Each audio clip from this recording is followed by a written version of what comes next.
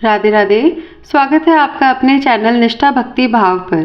जैसा कि आपको पता है, 5 दिनों तक चलने वाले दीपावली के महापर्व में धनतेरस का त्यौहार सबसे पहले दिन मनाया जाता है और हिंदू पौराणिक मान्यता के अनुसार धनतेरस की तिथि पर भगवान धन्वंतरी का जन्म हुआ था।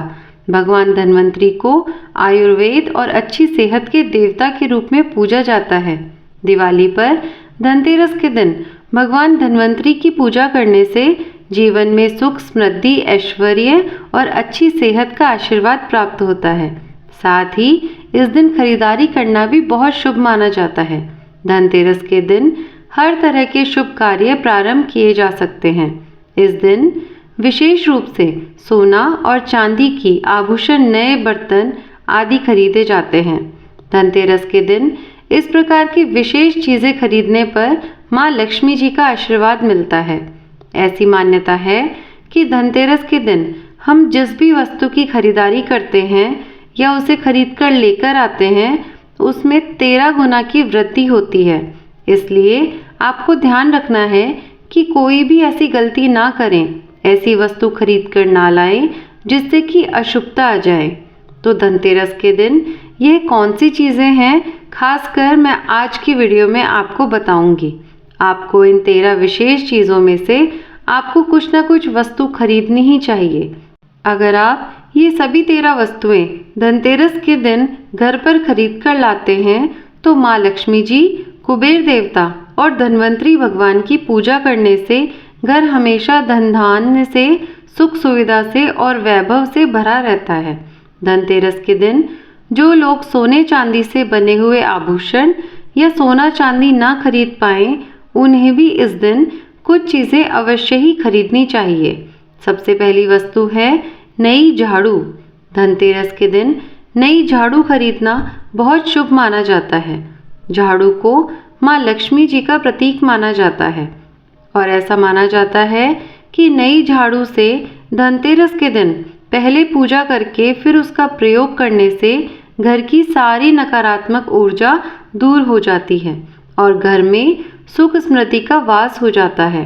अगर हो सके, सामर्थ्य हो तो धनतेरस के दिन एक झाड़ू का गुप्त दान करना चाहिए।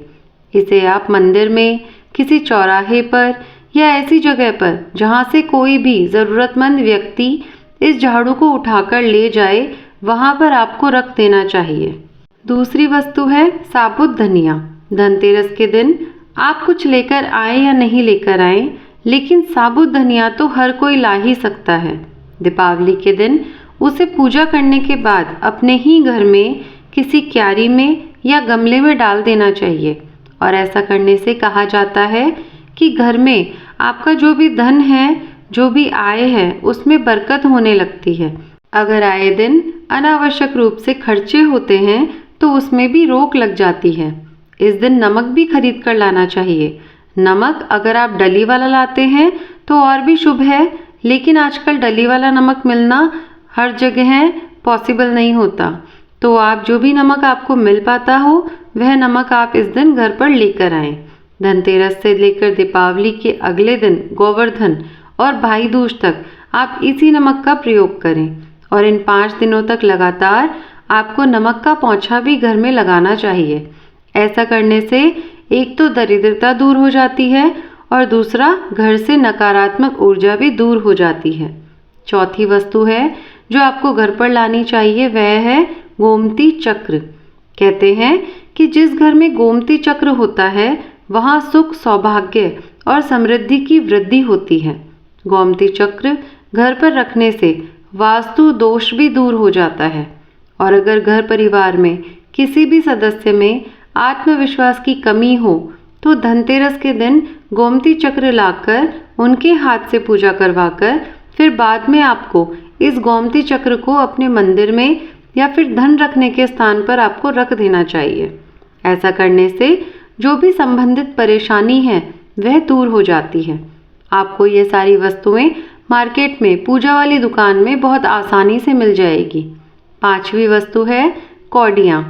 कौड़ियाँ आपको सफ़ेद, भूरी, पीली या चितकबरी किसी भी रंग की मिल जाएगी, लेकिन आपको जो कौड़ियाँ लानी है वह या तो सफ़ेद लेकर आएं या फिर पीले रंग की कौड़ियाँ लेकर आएं।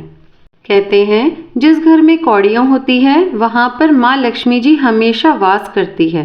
कौड़ियाँ माँ लक्ष्मी जी को आकर्षित करती है, इसलिए आज के दिन आप 5, 7, 11 या 13 कौड़ियाँ लाकर आप चाहें तो धनतेरस की शाम को या फिर दीपावली की रात को उनकी पूजा करके रोली, अक्षत, कुमकुम को अर्पित करके फिर एक लाल कपड़े में बांधकर आपको अपने घर में जहाँ पर भी आप धन रखते हैं वहाँ रख देना चाहिए। हर साल आप इन्हीं पुरानी कौड़ियों की पूजा कर सकते हैं। हर साल आपको कौड़ियाँ खरीदने की आवश्यकता नहीं है। यदि आप फिर भी नई कौड़ियाँ खरीदना चाहते हैं तो पुरानी कौड़ियों को आप जल में प्रवाहित कर दें और फिर नई कौड़ियाँ आप खरीद कर ला सकते हैं। छठी वस्तु है श्रीयंत्र। श्रीयंत्र खरीदते समय देख लीजिएगा कि उस पर सभी चिन्ह, सभी जो भी निशान होते हैं वह अच्छे से अंकित होने चाहिए। श्रीयंत्र जिस घर में होता है, नियमित रूप से श्रीयंत्र की पूजा जिस घर में होती है वहाँ पर कभी धन का अभाव नहीं रहता। श्रीयंत्र की उत्पत्ति को लेकर धार्मिक पुराणों में उल्लेख मिलता है कि एक बार महालक्ष्मी जी अप्रसन्न होकर पृथ्वी से वैकुंठ लोक चली गई थी। माता के रुष्ट होने से धरती पर बहुत सारी समस्याएं प्रकट हो गई। ब्राह्मण और महाजन बिना लक्ष्मी जी के निर्धन हो गए। तब ब्राह्मणों में श्रेष्ठ वशिष्ठ मुनि ने निश्चय किया कि मैं लक्ष्मी जी को प्रसन्न कर पृथ्वी पर वापस ले आऊंगा। जब मुनि वशिष्ठ बैकुंठ में जाकर माँ लक्ष्मी जी से मिले तो उन्हें पता चला कि माँ लक्ष्मी जी तो अप्रसन्न है और वह किसी भी स्थिति में पृथ्वी पर आने को तैयार नहीं है। तब वशिष्ठ जी ने वहीं पर बैठकर भगवान विष्णु की आराधना शुरू कर दी। नारायण ने प्रसन्न होकर मुनि वशिष्ठ को अपने दर्शन दिए।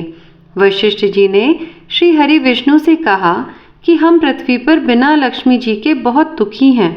हमारे सारे आश्रम उजड़ गए, धरती पर वैभव खत्म होने वाला है।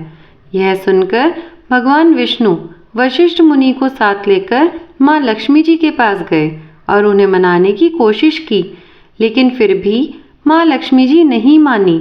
तब उन्होंने कहा कि मैं किसी भी स्थिति में पृथ्वी पर वापस जाने को तैयार ही नहीं हूँ। जब चारों दिशाओं में माँ लक्ष्मी जी के पृथ्वी पर वापस न आने की बात फैल गई, तब देवताओं के गुरु बृहस्पति जी ने एक युक्ति सुझाई।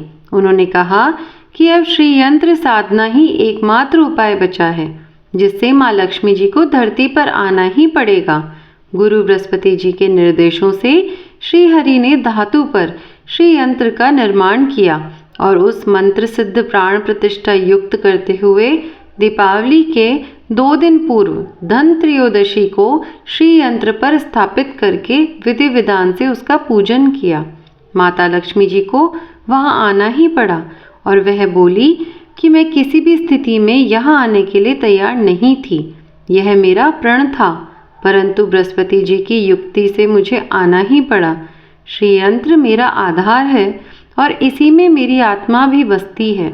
यही कारण है कि धनतेरस के दिन श्रीयंत्र खरीदना चाहिए और अपने घर में स्थापित करना चाहिए।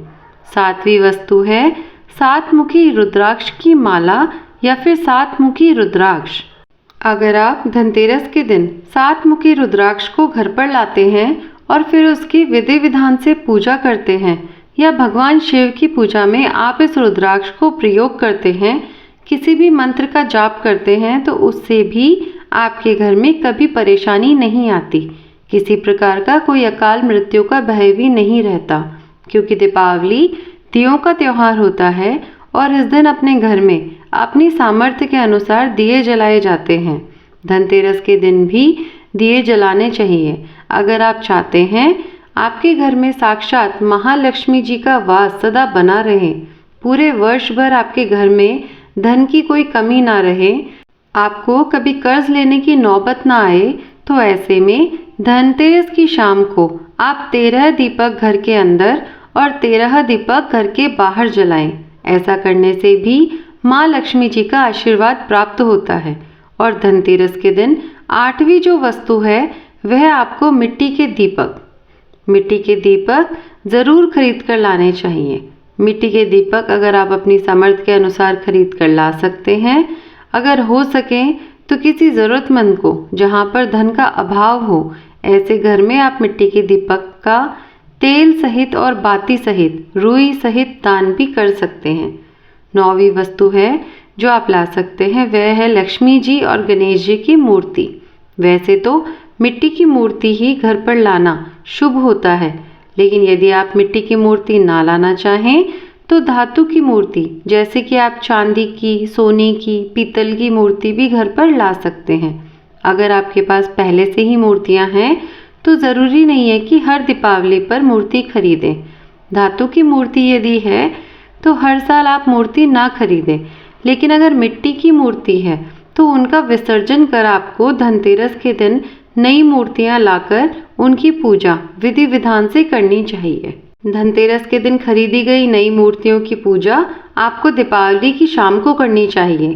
धनतेरस के दिन आप भगवान गणेश और माँ लक्ष्मी जी की जो मूर्ति खरीदे, वह खरीदते समय यह ध्यान रखें कि दोनों मूर्ति अलग अलग होनी चाहिए और दोनों ही मूर्ति में भगवान गणेश और लक्ष्मी जी बैठी हुई मुद्रा में हो। खड़ी हुई मुद्रा में लाई गई जो मूर्तियां होती है वह उग्र स्वभाव की और चंचल मानी जाती है। अगर आप खड़ी मुद्रा वाली मूर्तियां लेकर आते हैं तो ऐसे में धन का अभाव आपके घर में लगातार बना रह सकता है और आपको ध्यान रखना है कि जो मूर्तियां आप लेकर आए वह कहीं से भी खंडित ना हो, टूटी हुई ना हो। गणेश जी की जो प्रतिमा है उसे खरीदते समय ध्यान रखें कि उनकी जो सूंड है वह बाईं तरफ मुड़ी हुई हो और उनका वाहन मूषक भी उस मूर्ति में ज़रूर बना हो और भगवान गणेश के हाथ में लड्डू या फिर मोदक भी होना चाहिए। और माँ लक्ष्मी जी की जो मूर्ति है वह कमल के फूल पर विराजित होनी चाहिए और उनके हाथ में सिक्के हों या फिर सिक्के गिरने वाली अवस्था में हों। ऐसी मूर्तियां घर पर लाना बहुत शुभ होता है। बहुत से लोग आज के दिन उल्लू पर विराजमान मूर्ति या फिर तस्वीर घर पर लेकर आते हैं, लेकिन आपको हाथी या फिर कमल के फूल पर विराजमान लक्ष्मी जी की मूर्ति या तस्वीर ही घर पर लानी चाहिए।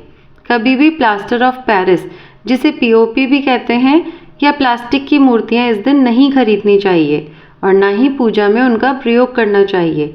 आप केवल मिट्टी की या फिर धातु की मूर्ति लेकर आएं। अष्ट धातु की मूर्ति भी आप ला सकते हैं। धनतेरस के दिन आपको जो 10वीं वस्तु खरीदनी चाहिए वह है कुबेर यंत्र। कुबेर यंत्र जिस घर में होता है वहां पर धन के देवता कुबेर का वास होता है, साथ ही माँ लक्ष्मी जी भी वहां पर वास करती है। आपको उत्तर दिशा में ही धन कुबेर यंत्र की स्थापना करनी चाहिए।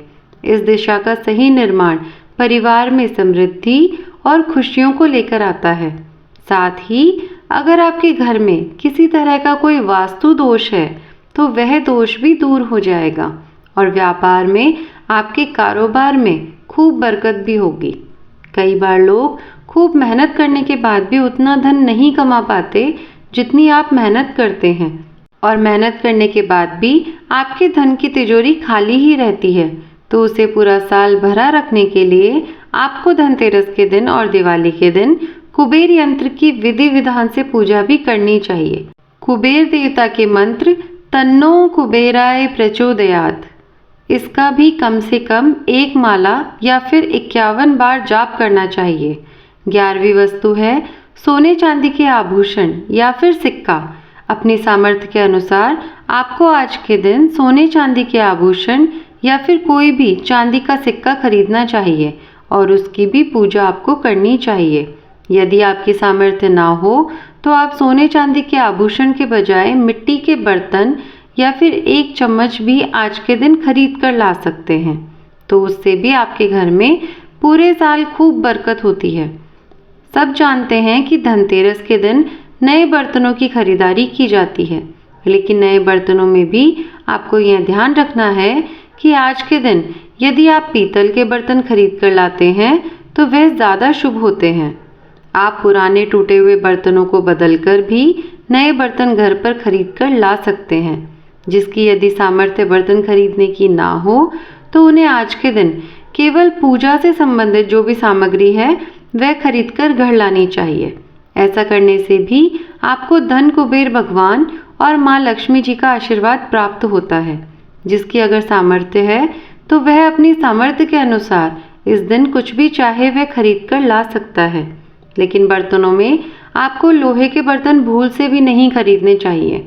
लोहे के बर्तन खरीदने से एक तो शनि दोष लगता है, शनि ग्रह से संबंधित परेशानियां आपके जीवन में, आपकी कुंडली में, घर परिवार में आ सकती है और राहु केतु ग्रह भी बलवान हो जाते हैं। अब 13वीं वस्तु है पूजा का सामान और धार्मिक पुस्तकें।